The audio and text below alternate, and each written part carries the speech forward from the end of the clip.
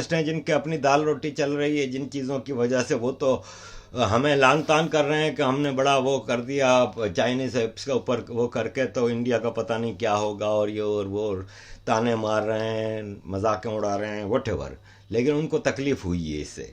तो of course तकलीफ ऐसे हुई है कि ग्लोबल टाइम्स जो कि चाइनीज न्यूज़पेपर है और जो स्पोक्स पर्सन है उसका चाइनीज कम्युनिस्ट पार्टी का, वो क्लियर अल्फाज में लिख रहा है कि 460 करोड़ रुपया नुकसान हुआ है खाली इंडियन सब्सक्रिप्शन जाने से, टिकटॉक के खाली अकेले। ये कंपनियां हैं भाई, आप इनको क्या समझते हैं? ये इंटरनेट कंपनियां, ये चीज़ें कोई मजाक हैं? ये कंट्रीज़ की, इन बड़े कंट्रीज़ की इकोनॉमी को डायरेक्ट करते हैं। आप क्या समझते हैं फेसबुक, गूगल, एप्पल, ये जितनी बड़ी बड़ी टेक्नोलॉजी की कंपनियां हैं जो, वो अमेरिकी फॉरेन पॉलिसी को डिक्टेट करती हैं। इनका टोटल हिसाब किताब अमेरिका और पूरी दुनिया का ये कंपनियां डिसाइड करती हैं। एक बड़े फिलोसोफर ने कहा था कि 200 बड़ी मल्टीनेशनल कंपनियां जो हैं, कॉरपोरेट्स हैं, ये पूरी दुनिया के सारे फैसले करते हैं। तो इनको नुकसान हुआ है। आप क्या समझते हैं कि ये मजाक है? इनका 20% तकरीबन सब्सक्रिप्शन इंडिया से था, डाउनलोड सारी होती थी। अगर एक आम इंडियन लड़की को या लड़के को जो टिकटॉकर है उसको नुकसान हुआ है, तो सोचें उनको कंपनियों को कितना नुकसान हुआ होगा। देखें, मेरे जैसे हजारों लाखों लोग हैं जो गूगल इस पे यूट्यूब पे चैनल बना के अपने काम काज चला रहे हैं, है ना? आप सोचें कि यूट्यूब आप हम जैसे लोगों को कितना देता होगा? 1%। खुद कितना कमाता होगा? जब भी वो इतनी बड़ी कंपनी है ना, बिलियंस ऑफ डॉलर का प्रॉफिट जनरेट करती है, इन्हीं हम जैसों की यूट्यूब से करती है ना, तो ये फर्क पड़ता है टिकटॉक को। यही ग्लोबल टाइम्स अपने अखबार में लिखता है कि बाइट डांस कंपनी, जो कि चाइना की मदर कंपनी है टिकटॉक की और जो चाइना में इंटरनेट चलाती है, उसको $6 बिलियन का नुकसान होगा इस टिकटॉक से बंद होने से इंडिया में। $6 बिलियन किसको कहते हैं पता है ना? ये इमरान खान को $6 बिलियन को अभी कह के हम दे रहे हैं, तुम नंगे होके नाचो, तो नंगा होके नाचेगा। बड़ी रकम होती है। ये मामूली सी एक मिसाल दी है, तो इसका बड़ा फर्क पड़ा है। और उस पर फिर ज़ाहिर चाइनीज़ चीख रहे हैं, उनको जलन हो रही है, तकलीफ़ हुई है, तो उनकी चीखें निकल रही हैं। उस पर चाइनीज़ एक उसने ट्वीट की है कि हमने भी देखा कि हम देखें इंडिया की किस किस कंपनी को हम बैन कर सकते हैं, ऐप को बैन कर सकते हैं, तो हमारे पास तो कोई ऐसी ऐप यूज़ नहीं करता। ये ताना मारा था। तो आनंद महिंद्रा साहब हैं जो कि I like him very much. उनका जब भी कोई ट्वीट आता है, कोई स्टैंड आता है, तो वो पैट्रियोटिज्म और इंडियन नेशनलिज्म से भरपूर होता है। Very unbiased person, proud of you sir. Anand साहब ने जवाब दिया है कि हम इस पर गौर करेंगे और इसको आगे बढ़ाएंगे।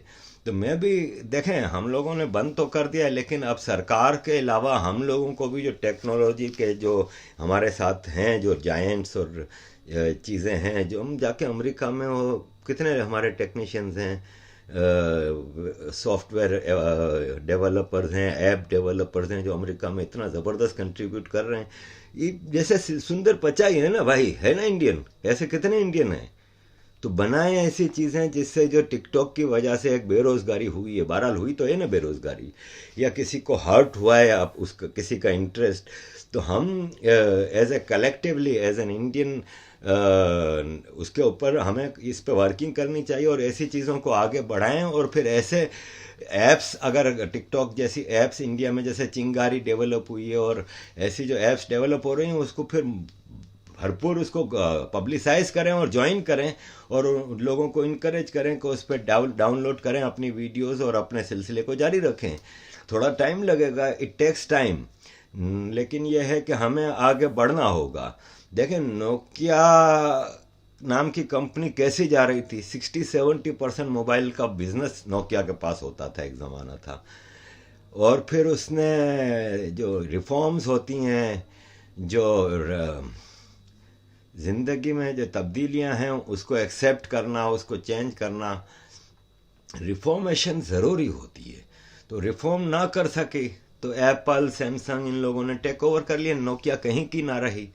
तो हमें भी टिकटॉक को सबक सिखाना होगा, खाली हिंदुस्तान में नहीं। जैसे अमेरिका में टिकटॉक की बड़ी मार्केटिंग है, तो उसको रोकने के लिए उसको उसका अल्टरनेट दें आप, ताकि फिर एक तो जिनके अपने इकोनॉमिक इंटरेस्ट हर्ट हुए हैं जिन इंडियंस के, उनको रिप्लेसमेंट मिलेगा तो उनको भी खुशी होगी, और वो उसी फिर जज्बे के साथ इंडियन नेशनलिस्ट एप्स और इन चीज़ों को प्रमोट करेंगे। तो उस पर ध्यान दें टेक्नोलॉजी जायंट्स कंपनियां, और उसको आगे बढ़ाएं। लेकिन बहरहाल इसका बड़ा फ़ायदा हुआ, और इससे एक बड़ी चीज़ सामने आई है कि अमेरिका ने और यूरोप ने और वेस्ट ने इसको बड़ा अप्रिशिएट किया है, और उन्होंने कहा है कि इंडिया को अपना पोटेंशियल जो है उसके मुताबिक किरदार अदा करना होगा, और India has gone on right direction and stopping this Chinese imperialism और ये और वो। तो ये चीज़ें हैं। फिर इन्होंने अपने एक्शन से, जैसे बार बार मैंने भी कहा कि F-35 प्लेन अमेरिका देने को तैयार हो गया है,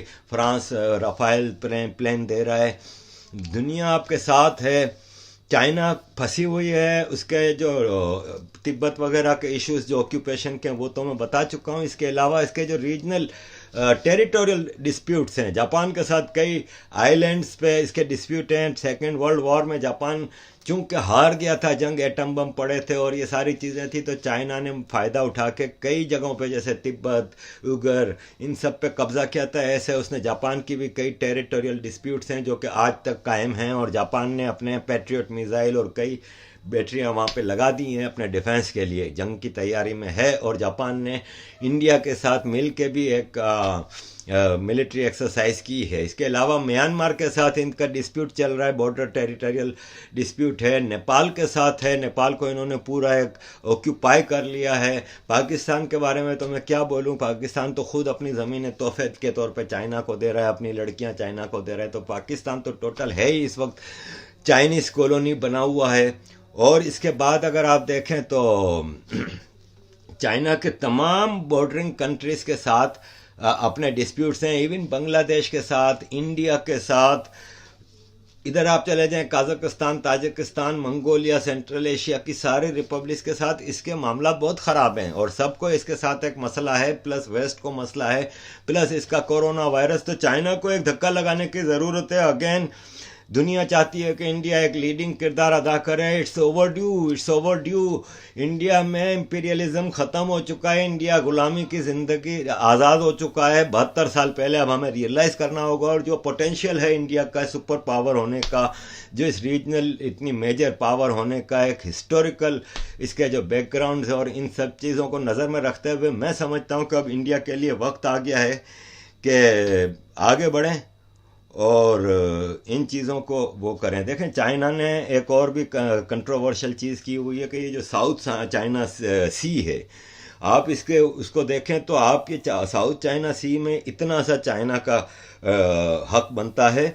बाकी पूरा वियतनाम ले लें आप, इधर से थाईलैंड, फिलीपीन, ब्रूनाई, ये सारे कंट्रीज़, ताइवान पूरा, ये सारे कंट्रीज़ इस समंदर पे पूरा हक रखते हैं। लेकिन चाइना ने अपनी ह्यूज मिलिट्री नेवी प्रेजेंस के ज़रिए उस पूरे एरिया को, उस पूरे साउथ चाइना सी को कंट्रोल करने की कोशिश की है, जिससे वेस्ट में ख़ास तौर पे और इन कंट्रीज़ में बहुत रेजेंटमेंट है। Malaysia, Philippine, Myanmar, Thailand, Brunei, Taiwan, ये सब कंट्रीज़ को असर पड़ रहा है, बांग्लादेश इवन, और इंडिया का वो जो ईस्टर्न हिस्सा। तो ये सब का राइट है इस साउथ चाइना सी पे, और चाइना की नेवी को भी यहाँ से भगाना होगा। मैं दूसरा यहाँ पे एक छोटा सा पॉइंट रेज करना चाहूँगा जो मैं पिछली वीडियोस में बताना भूल गया था, कि शरद पवार जी हैं जो कि अलाय हैं कांग्रेस के, उन्होंने बड़ा स्ट्रांगली कंडेम किया है राहुल गांधी और कांग्रेस के जो टीम चल रही है इस वक्त एंटी इंडिया लेके। It's not anti BJP, it's anti India. अगर आप गौर करें तो, अगर आपको बीजेपी से कोई मसला भी है तो आप इसके जो मूवमेंट है कांग्रेस और उसके जोर्नोस की तरफ से, वो टोटल डिस्टेबलाइजिंग इंडिया के ऊपर चल रही है। तो शरद पवार जी ने बड़ा कंडेम किया है खुले अल्फाज में राहुल गांधी को, और even with in Congress party भी आप देखें इनके जो सबसे बड़े तोते हैं शशि थरूर जी, वो इस वक्त खामोश बैठे हैं। काफ़ी दिनों से वो इन सारी चीज़ों पे नहीं बोल रहे, क्योंकि वो अपनी लीडरशिप को वो अपोज करना नहीं चाहते शायद। तो ये इसके अलावा मैं PIA की तरफ आऊँगा। Pakistan international airline, Askari airline को लॉन्च करना है और ये फौजी प्रोजेक्ट है। हर चीज़ तो फौज ले जा रही है, ये भी सारा फौज, पानी फौज दे, शादी हॉल फौज चलाए, सारे रेस्टोरेंट्स फौज चलाए, हर चीज़ फौज कर रही है। गवर्नमेंट फौज कर रही है, पॉलिटिक्स फौज कर रही है, पुलिस को फौज कंट्रोल कर रही है, water and electric supply board को फौज कंट्रोल कर रही है, अब एयरलाइन भी। तो पीआईए को फेल करना ज़रूरी था, तभी जाके अस्करी एयरलाइन कामयाब होगी ना। पीआईए का भी मसला ये है कि पीआईए एक सरकारी एयरलाइन है ना, तो इसका बड़ा मिसयूज़ हुआ है। जैसे आज पायलट्स की कहानी आई है, तो उस पर मुस्लिम लीग के, नून के, नवाज शरीफ के मुशाहिदुल्लाह खान सेनेटर उछल रहे हैं, क्योंकि उनका बड़ा इंटरेस्ट है इसमें। आप इनके हिस्ट्री को देखें तो ये लोडर भर्ती हुए थे, लोडर पीआईए में, और हाईएस्ट पोस्ट पे चले गए, और अपने 3-4 भाइयों को पीआईए में वो किया, एम्प्लॉय करवाया, कोई क्वालिफिकेशन नहीं, कोई कुछ नहीं। तो बर्मिंघम इंग्लैंड का स्टेशन मैनेजर एक भाई बन गए, डेप्यूटी स्टेशन मैनेजर दूसरे भाई बन गए। नवाज शरीफ के दौर में मुशाहिदुल्लाह खान ने खूब पायलट भर्ती किए, सारी चीज़ें की। आज वो कह रहे हैं कि नहीं, उन पायलटों को निकालने की ज़रूरत क्या है जिनकी डिग्रियां नकली साबित हो गई हैं। चीखेंगे तो सही ना, क्योंकि ये इनके सबके मिले हुए हैं, और ये आज इमरान खान कर रहा है सारा कुछ। रोजवेल्ट होटल पीआईए की प्रॉपर्टी है अमेरिका में, $1 बिलियन से ज़्यादा इसकी वो वैल्यू है। नवाज शरीफ ने बड़ी बेचने की कोशिश की इसको। ये लोग लुटेरे कम, बिल्कुल ही, मतलब मैं क्या बोलूँ इनको, कि घटिया तरीन कौम है ये इमरान खान और आर्मी, जो पाकिस्तान की एक एक चीज़ बेचने पे लगे हुए हैं। चाइना ले ले, कोई ले ले, जिसके हाथों बिके हर चीज़ बेच के ये कह रहे हैं कि हम जितना, अब ये टूटती हुई इमारत से हम जितना लूट के ले जा सकते हैं ले जाएं। क्यों कि एक आदमी मर रहा होता है तो उसके जो लालची रिश्तेदार होते हैं ना, वो घर पे आके कब्जे कर जाते हैं, और हर चीज़ पे नज़र होती है कि जैसे ही मरेगा मैं इस पे कब्जा करूंगा, मैं ये ले जाऊंगा, मैं वो ले जाऊंगा। ये हो रहा है पाकिस्तान में। बजाय इसके कि इस मरते हुए को ऑक्सीजन दें और इसको बचाने की कोशिश करें, ये कह रहे हैं अब जा रहा है तो इसको जितना लूट सकते हैं तो लूटें। तो पीआईए का रोजवेल्ट होटल उन्होंने बेचने पे लगा दिया है, जो कि बड़ी कोशिश की थी नवाज शरीफ और जरदारी ने अपने अपने टाइम में, लेकिन ये फौज नहीं बेचने दे रही थी, क्योंकि फौज को पता था कि उनको लायंस शेयर देना होगा। ये तो हड्डी फेंको, इमरान खान खुश है एक छोटी सी हड्डी में, इसको 4 लकीरें लगा दो तो ये हर चीज़ की साइन कर देता है। तो पीआईए के साथ बड़ा बुरा सलूक हो रहा है, और it's going to be dead airline. एक ज़माने में जब ये लॉन्च हुई थी तो दुनिया की बेस्ट एयरलाइंस में से एक थी, और दुनिया जहाँ के एयरलाइंस वाले पाकिस्तान में ट्रेनिंग के लिए आते थे। मैं नहीं कह रहा ये झूठ, आप चेक कर सकते हैं, पीआईए की एक हिस्ट्री रही है।